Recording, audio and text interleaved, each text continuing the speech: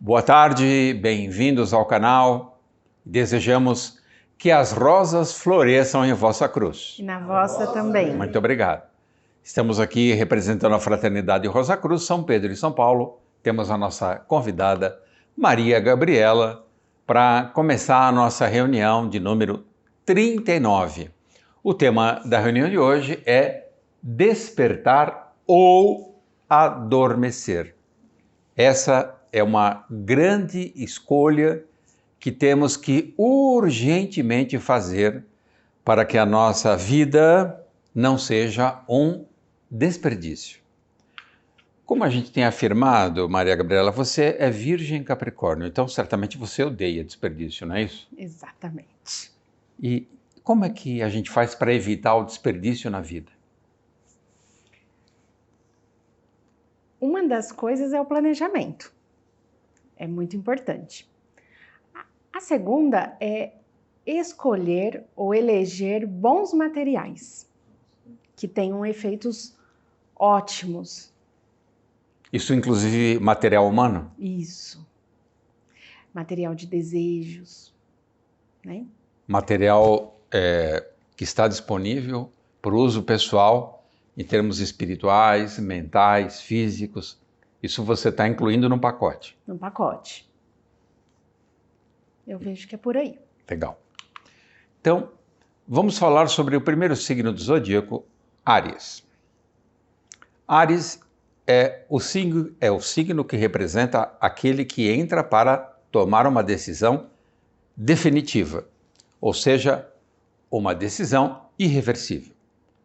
É aquela cabeça direcionada, aquela visão unilateral inicial, que tem um foco fixo num objetivo muito bem definido. Entretanto, esse signo, o signo do Cordeiro, por ser o primeiro signo do zodíaco, ele representa ainda altíssimo grau de imaturidade.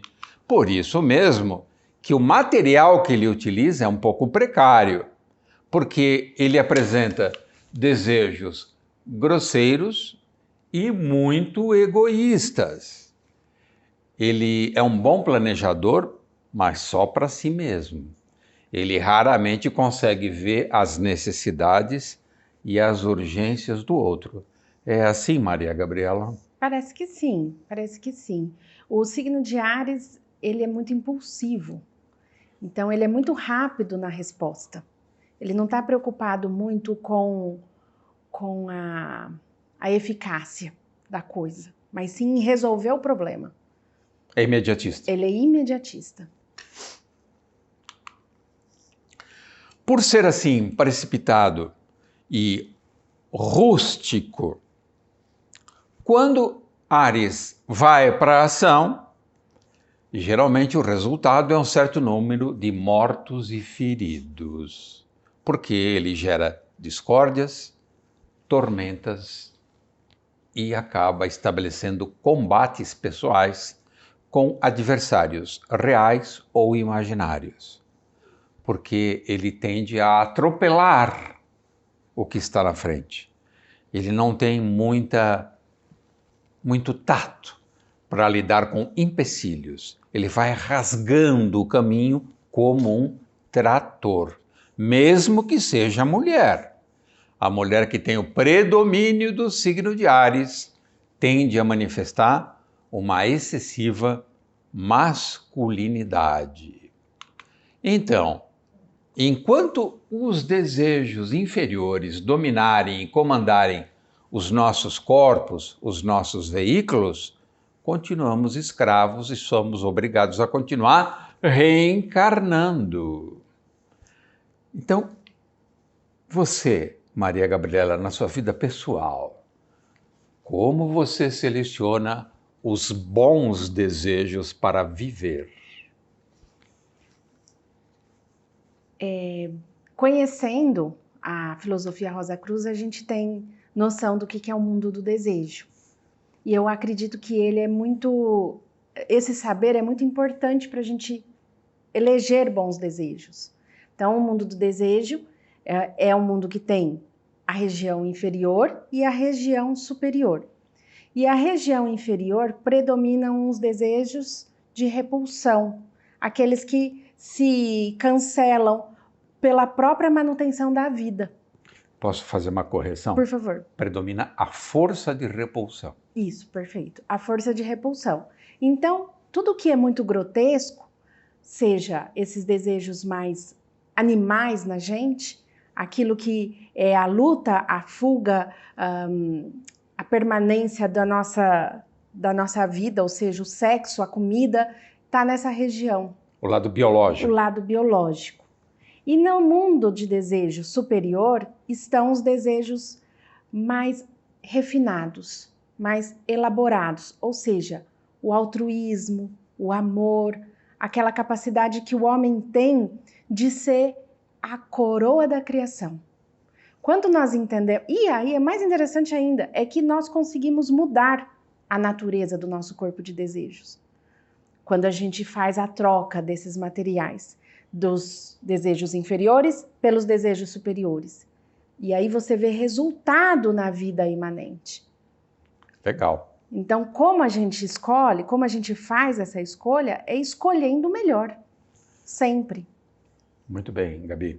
Aproveitando que a Gabi nos presenteou com essa explicação, eu quero não só recomendar, eu quero exigir que vocês assistam os filmes de Alejandro Jodorowsky, com J. Alejandro Jodorowsky. Os filmes desse grande cineasta, que também é tarólogo, ele tem um tarô que ele mesmo compôs, que ele mesmo criou, e os elementos do tarô estão sempre presentes nos seus filmes. Ele tem filmes maravilhosos como El Topo, Poesia Sem Fim, Montanha Sagrada, Santa Sangre. Incrível, vale a pena. Poesia Sem Fim é um filme de uma beleza incalculável, uma beleza realmente poética, artística, cinematográfica. Qual é a vantagem de a gente penetrar na proposta desse cineasta? É que ele une, num filme, tendências completamente opostas. Ele põe lado a lado o profano e o sagrado. Lado a lado, o bizarro e o sublime. Lado a lado, a deformação física e a beleza escultural. Alejandro Jodorowsky, não percam, senão eu não dou ponto no céu para vocês quando eu estiver lá na porta selecionando quem entra e quem não entra, hein?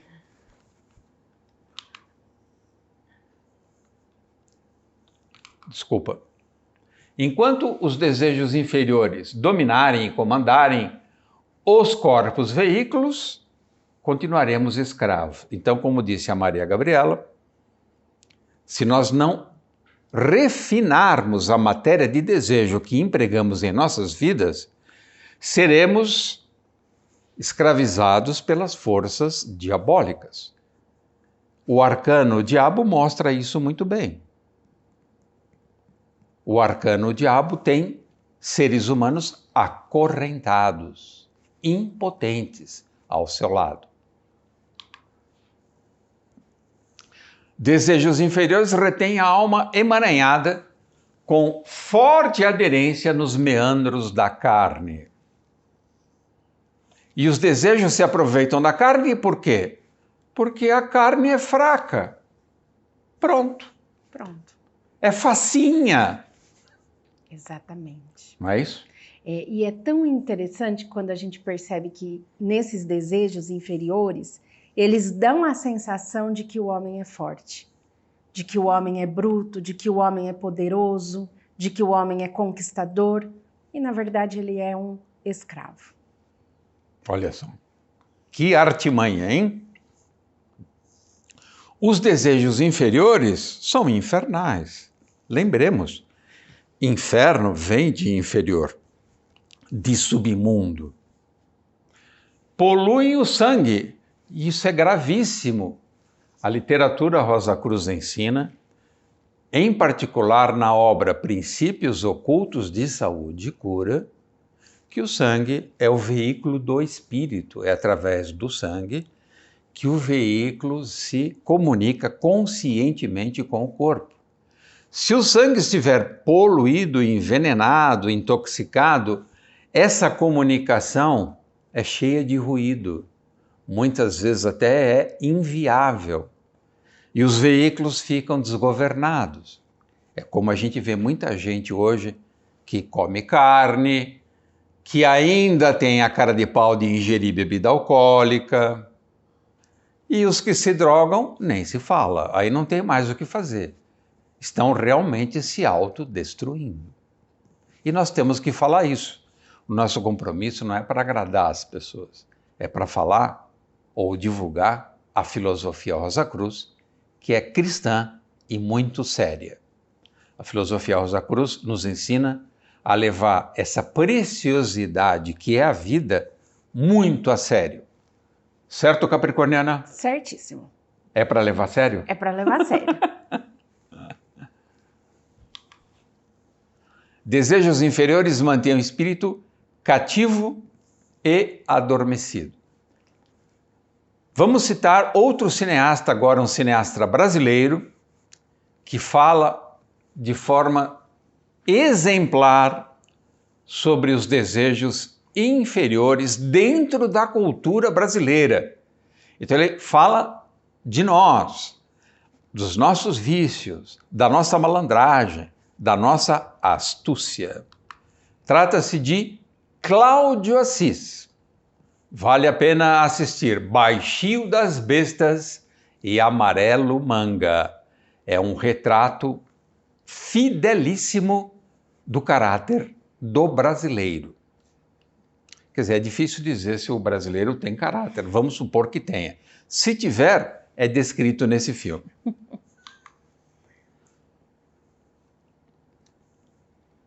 O signo oposto a Áries é Libra.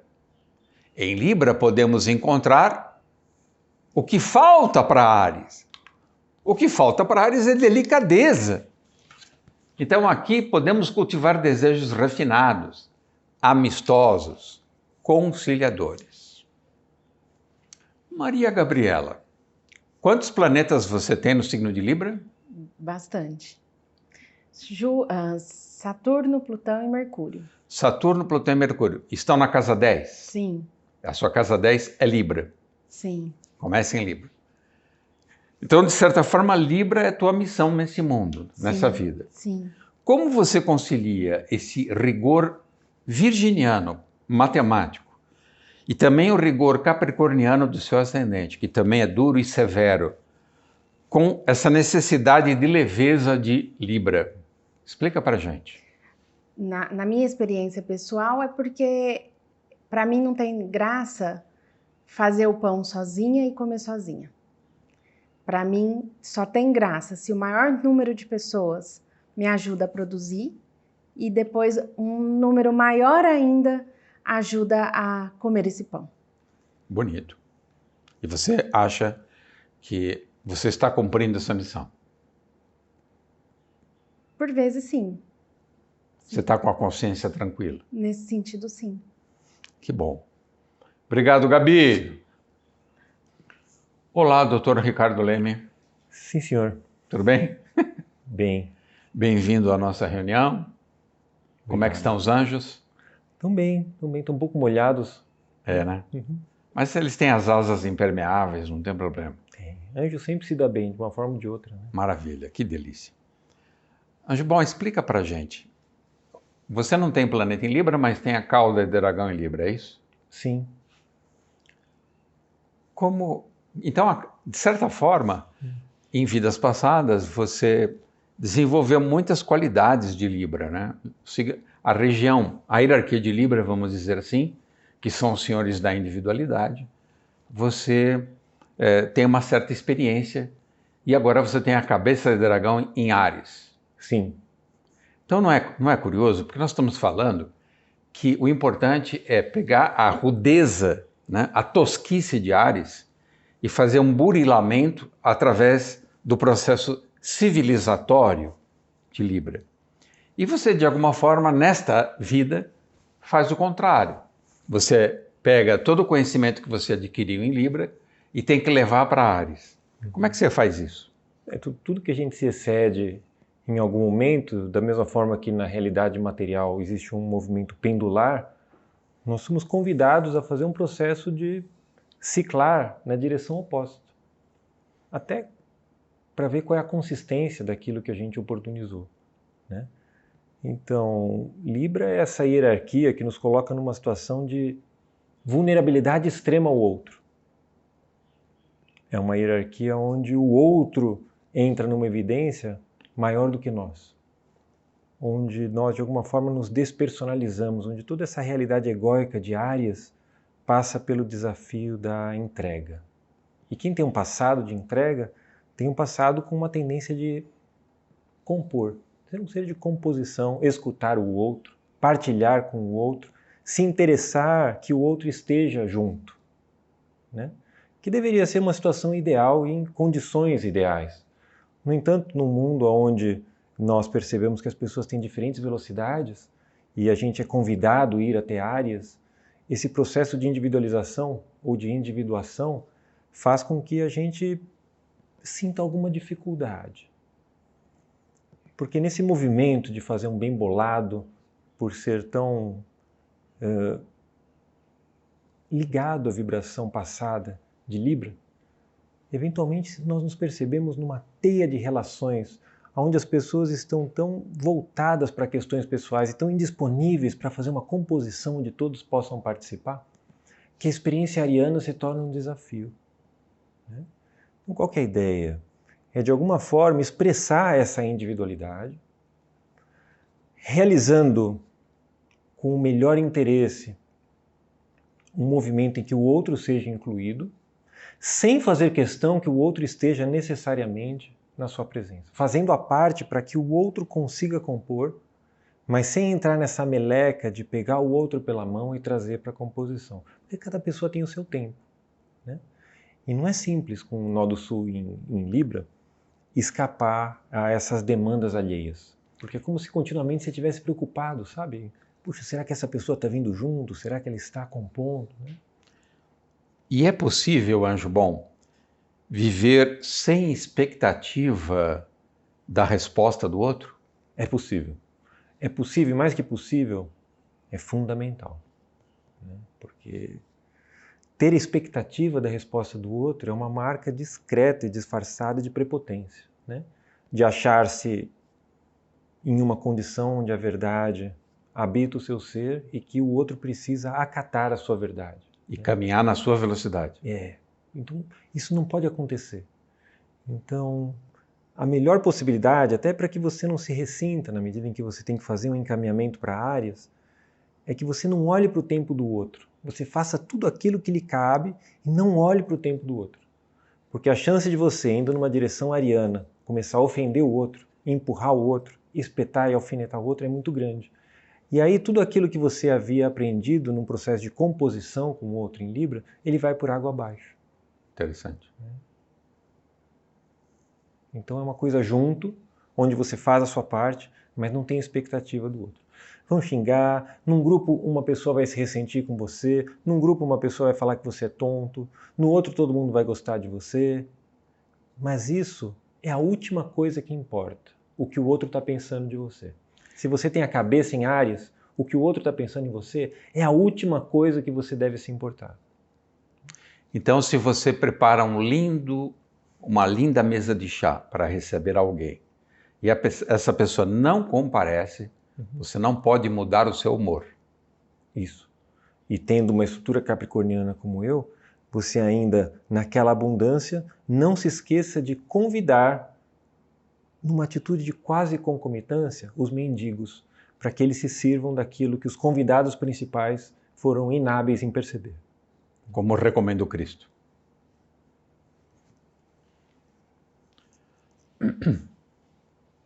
Então, Libra proporciona a lógica imparcial que considera as razões de todas as forças envolvidas. Então a palavra-chave para migrar de Áries para Libra é consideração, que é uma palavra que se origina do radical sideral. Então, é uma cosmovisão, é um convite cósmico para que todas as forças participem, sejam elas ricas ou simplórias.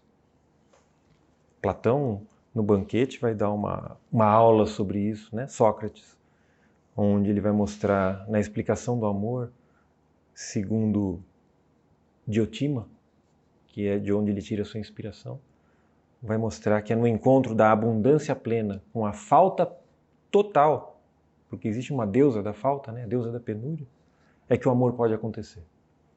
Então, tanto aquele que abunda quanto aquele que carece de tudo são convidados, de alguma forma, para que o mistério do amor aconteça. Tanto é que existem muitas histórias de amor que alguém de natureza muito nobre e rica se apaixona por uma pessoa de classe social muito rebaixada.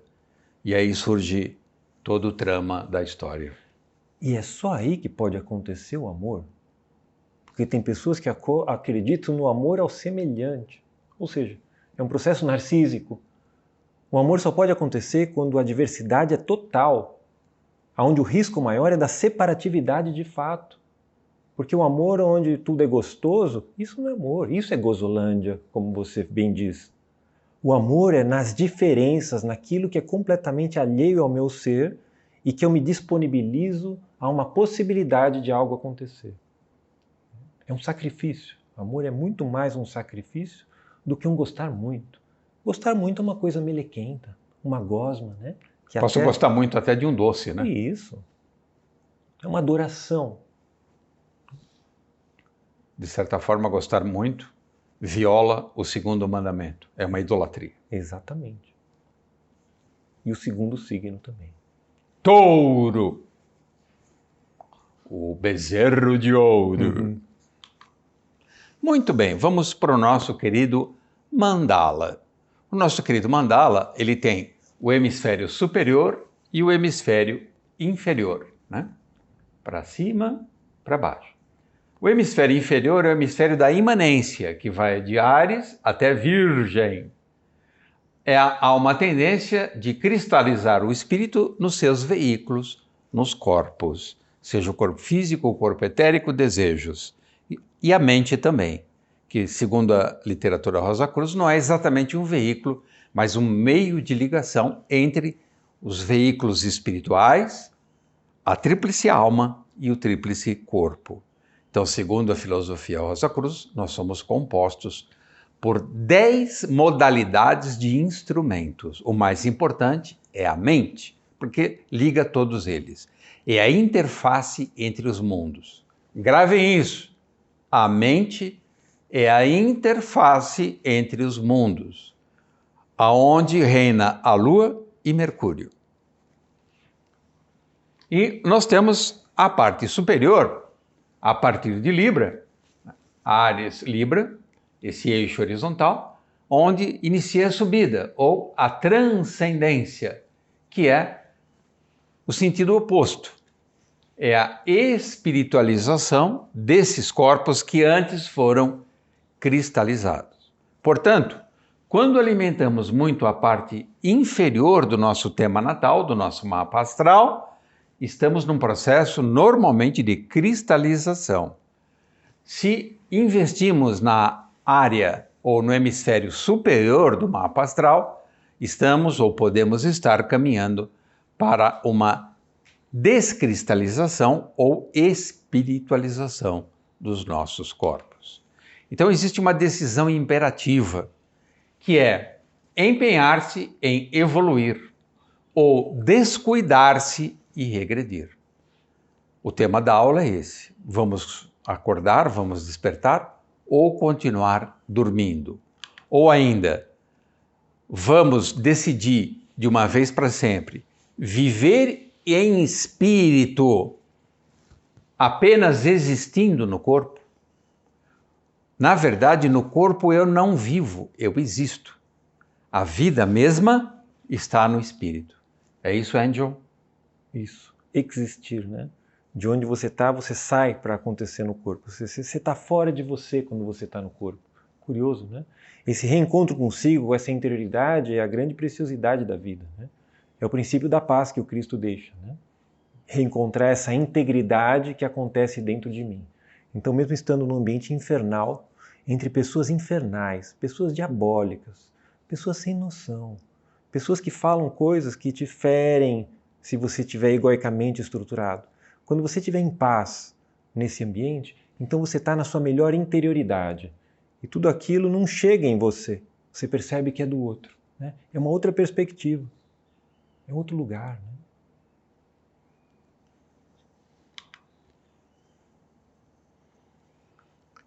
Alvorecer para os céus e decretar o crepúsculo da carne.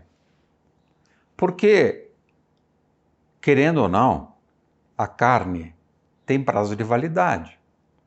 Por mais que você invista na beleza, na saúde física, faça exercícios, uma alimentação impecável, irreprovável, o seu corpo vai entrar em falência em algum momento, mesmo que ele dure bastante. Mas o espírito é eterno e não conhece limite. Então, quando eu lanço meu olhar para as alturas, através do signo de Sagitário, eu aponto a seta para as estrelas, eu tenho um despertar para a minha casa. Eu, de fato, coloco os pés para seguir essa trilha que me devolve à casa paterna, onde há muitas moradas, apesar de, no momento, eu estar morando na carne. A carne é a obra-prima do espírito. É o melhor desenho que um determinado estado espiritual é capaz de manifestar. Então ela se presta a isso. E momentaneamente, nós observarmos o estado em que nós nos encontramos. Pobre do Narciso, quando se apaixona pela carne. Ou seja, ele não oportuniza a carne, ele morre na carne. Sim.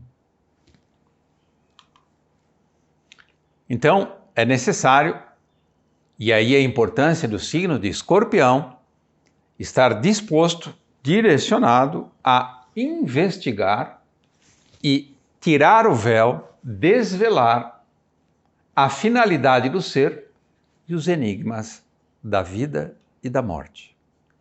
Enquanto eu não desvendar os enigmas da morte, a minha vida é parcial, porque não tenho ainda clareza do porquê estou vivo. Daí essa história de Eros e Thanatos. De alguma forma eu preciso casar, amar a morte, conviver de perto com a morte e eliminar qualquer receio da sua presença. É assim, Anjo? Isso. E o amor, esse signo, ou esse valor naturalmente associado ao signo de Leão, cujo Sol tem como lar, né? É algo muito interessante, principalmente na obra de Michael Ende, porque ele vai contar a história de um leão, que é o Grau-Gramã, na História Sem Fim. E ele mostra que esse leão, ele é o Senhor Todo-Poderoso no deserto das cores, né? Ele pode realizar tudo. Mas ao final de cada dia, aquele leão morre, que é essa quadratura terrível entre esse princípio leonino que tende a um egotismo e esse lugar maravilhoso de transformação que é a experiência escorpiana, né? Então, para que o amor aconteça de fato, é importante que esse leão esteja continuamente em processo de mortificação. A semelhança do Sol, né? Que também, mais uma vez, vinculado ao leão, está morrendo. Está se consumindo para que alguma coisa aconteça. Você acha que o Sol está pensando? Se eu fizer uma fusão desses átomos de hidrogênio e fizer um hélio, será que essa luz vai chegar onde eu... Você acha que o Sol está pensando nisso? O ser em sacrifício, ele é inconsequente. Não inconsequente porque ele quer que se dane, mas ele está fazendo o seu melhor para que algo possa acontecer, como o Sol. Por isso que as pessoas não têm o seu signo solar. Todo mundo fala, qual é o seu signo? A pessoa fala o signo solar e acredita que tem o signo solar. Ninguém tem o signo solar, Oswaldo. Quem de fato teria o signo solar é aquele que está vivendo em sacrifício. Quem está vivendo em sacrifício?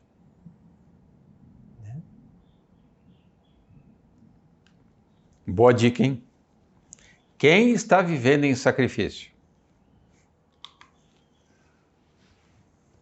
Compenetrar-se nas vias de acesso aos mistérios da árvore da vida e do conhecimento. Parar de jogar o tempo e a vida fora. A vida, o tempo são valores inestimáveis. E o nosso capital de permanência aqui na Terra é curto. E a nossa consciência lúcida, o tempo de consciência lúcida, é menor ainda que o tempo de vida. Se é tão curto, não faz sentido o desperdício. A malversação, a subversão do tempo. Aí o tempo vira cronos. E quase todo mundo vive o tempo cronos, né, Anjumon? Que é a materialidade do tempo. Né? Agora você me conduziu numa direção inusitada, né? Você sugeriu que a gente capitalize o tempo, né? O que seria essa capitalização, né? É torná-lo fundamental. Não seria o capitalizar do capitalismo, que eventualmente eu já vi você um pouco...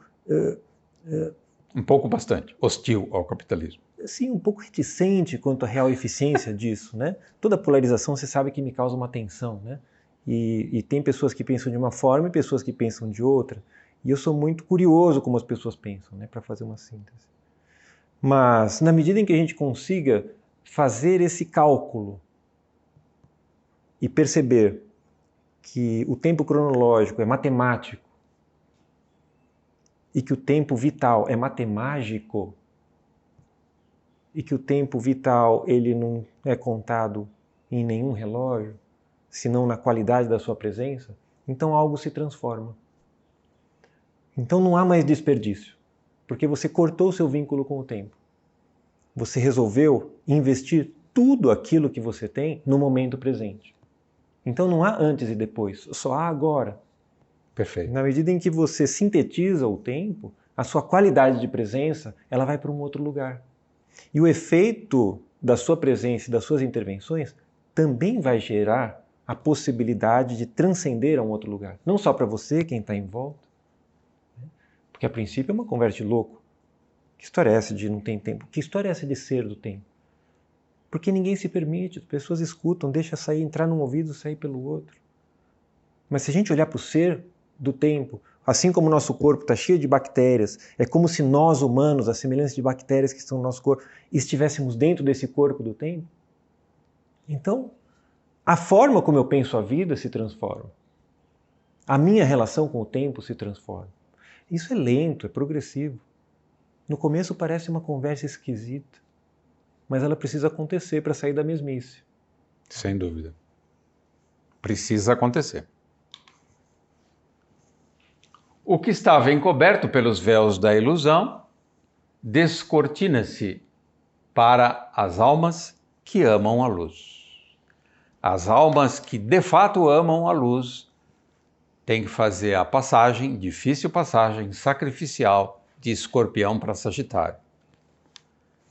A passagem de Escorpião para Sagitário é a passagem na qual eu deixo o fardo pesado, o lixo psíquico, as dívidas encarnatórias, pratiquei o perdão e o arrependimento, e a única coisa que eu desejo com exclusividade é luz.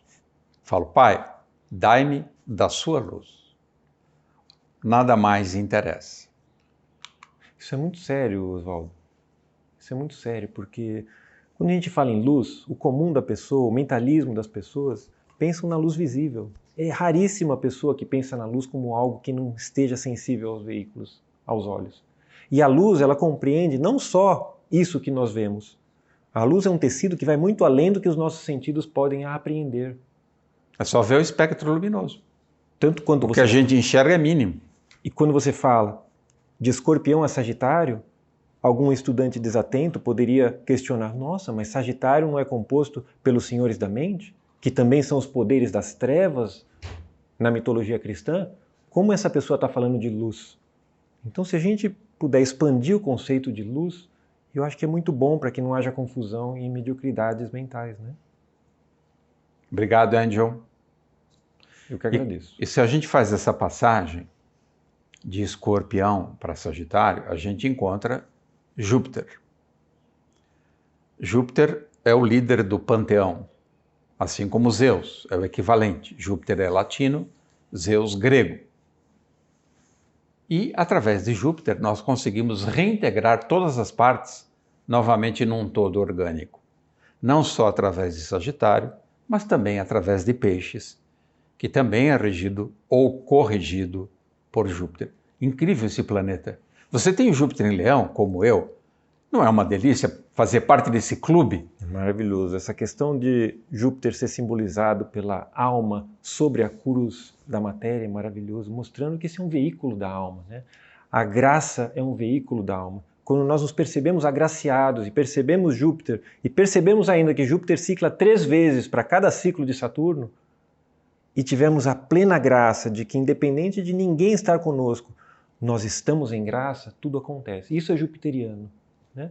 Utilizar essa ferramenta, esse recurso anímico, porque a alma está montada na matéria, o próprio símbolo dá, então nós seremos agraciados. E tudo aquilo que a gente tocar vai ser trabalhado não só pelo nosso ser manifesto, mas por toda a graça que a gente convida e sabe que nos visita. Que lindo. Maravilhoso.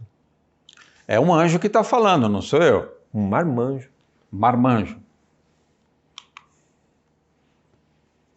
Então, a passagem de Escorpião para Sagitário é uma passagem de transmigração da consciência. É onde a nossa visão da vida, do mundo, da natureza, do universo, sofre uma mudança radical. Nós deixamos de ter uma visão monocromática e passamos a enxergar a luz branca antes de se refratar. Que lindo, né, Jubão? Lindo, porque a própria refração, segundo Max Heindel, talvez Goethe também, é a dor da luz. A segmentação da luz no arco-íris, a segmentação da luz quando passa por um prisma, é um sacrifício da luz. Então a nossa existência na matéria, que é um mundo de luz e que se manifesta com várias nuances, é um sofrimento da luz. Então, se ela oferece isso enquanto um sacrifício de si para que a gente aconteça, a gente precisa fazer com que isso valha, reconhecer esse sacrifício e corresponder, para que a gente caminhe na luz e não se contraponha ao que ela nos oportuniza. Maravilha. Muito obrigado, Dr. Ricardo Leme. Muito obrigado. Que as nossas vidas sejam abençoadas. Amém. Amém. Estamos aqui com a nossa convidada, que sempre colabora com os nossos trabalhos, doutora Cristiana Alonso. Oi, Cris, beleza? Oi, beleza. Então, nós mencionamos a passagem de Escorpião para Sagitário, agora de Sagitário para Capricórnio. Esse ponto também de trânsito entre esses dois signos, que em astrologia recebe o nome de cúspide. Em Capricórnio, nós devemos aprender a reservar momentos de recolhimento para aproveitar o que nós dissolvemos de nódulos, de mágoas em Escorpião. Aquilo que coletamos de luz espiritual em Sagitário. Agora nós vamos para a sala do alquimista, para o laboratório alquímico, aonde está a pedra filosofal Saturno, a pedra que nós devemos transformar em ouro. Olha que trabalho transformar Saturno em ouro. Isso se faz em Capricórnio. Aonde eu vou cultivar uma concentração espiritual, porque ali a consciência pode conectar-se com essa transcendência, com a casa do Pai. Então nós podemos dizer que esse ponto que une Sagitário com Capricórnio é a morada, a casa do Pai, ou a porta que conduz à casa paterna. Tanto é que os salvadores do mundo nascem sob o signo de Capricórnio. Capricórnio é o signo dos avatares, dos salvadores da humanidade. Você que tem o Sol em Capricórnio e Mercúrio também em Capricórnio, você pratica esse recolhimento e como é que funciona? Esse recolhimento é algo natural para o capricorniano. O capricorniano gosta muito de ficar na sua, sozinho. E é quase que uma necessidade vital. Sim, precisa de momentos de recolhimento. Você está tímida.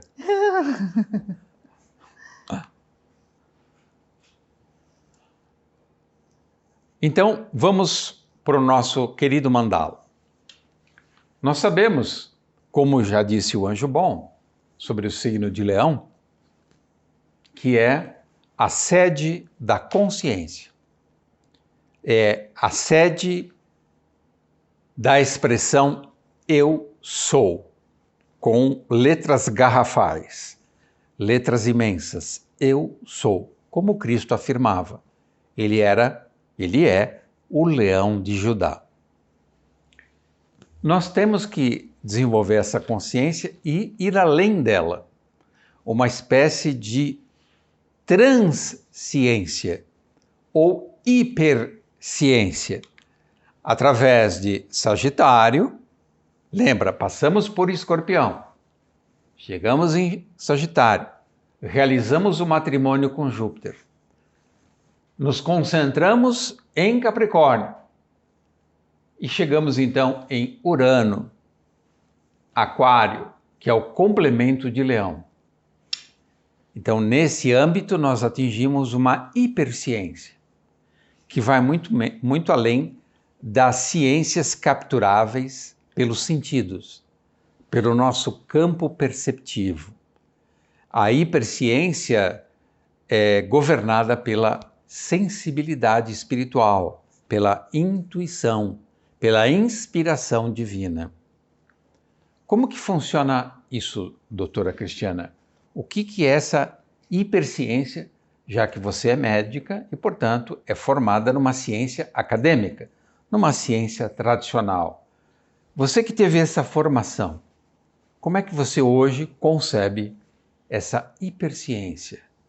Essa hiperciência, na verdade, é uma coisa inconcebível, porque a nossa mente está treinada para acreditar nos ditames da ciência que vem sendo implantados já há muitos anos, que se refere ao intelecto, à parte racional.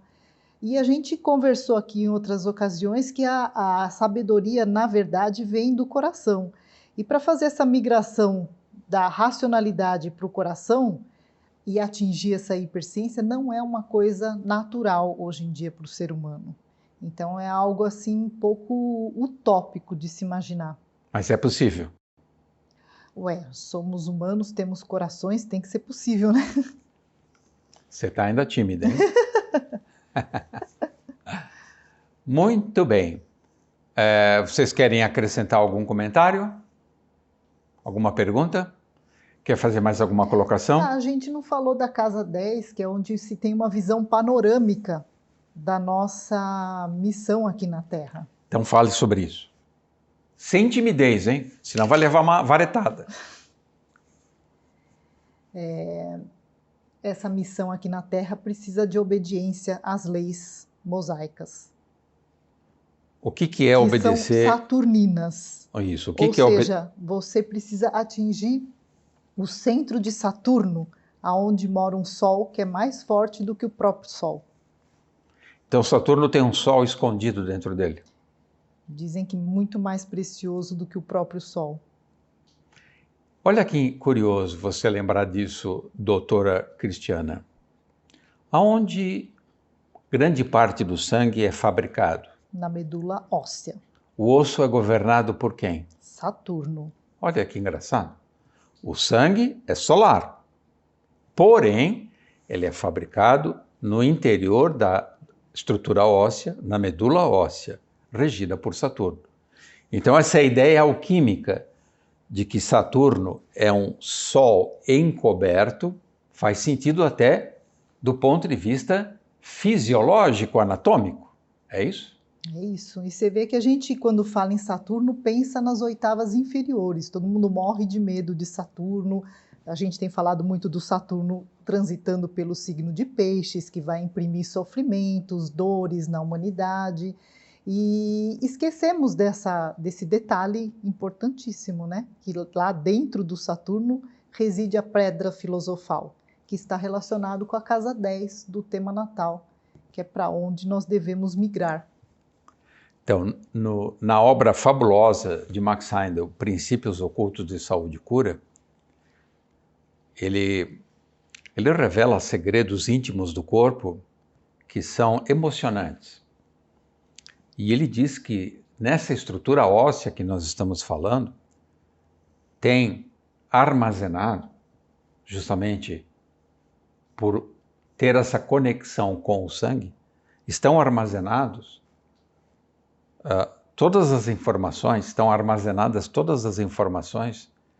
da nossa existência desde o início do cosmos. Então, no osso está gravada toda a nossa história. Olha que coisa impressionante. Pois é. Nós precisamos acessar um dia, saber como acessar esse arquivo. Principalmente para quem, de fato, quer investir no autoconhecimento. E dentro desse osso da medula óssea está o sangue, que é o assento do espírito. Então, o nosso espírito tem também todas essas informações. Exatamente. A questão é acessá-las conscientemente. Tudo é uma questão de consciência.